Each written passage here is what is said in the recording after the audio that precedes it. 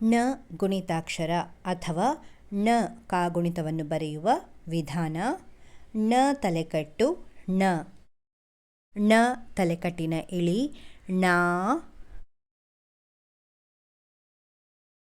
ನ ಗುಡ್ಸಿ ನಿ, ನ ಗುಡ್ಸಿನ ದೀರ್ಘ ನೀ, ನ ಕೊಂಬು ನು, ನ ಕೊಂಬಿನ ಇಳಿ ನೂ, ನ ವಟ್ರಸುಳಿ ನೃ, ನ ಏತ್ವ ನೇ, ನ ಏತ್ವನ ದೀರ್ಘ ನೇ, ನ ಐತ್ವ ನೈ, ನ ಓತ್ವ ನೋ, ನ ಓತ್ವನ ದೀರ್ಘ ನೋ,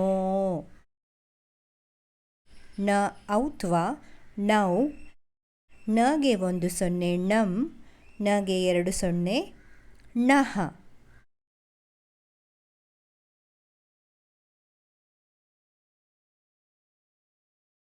ನ ನಾ, ನಿ ನೀ, ನು ನೋ, ನೃ,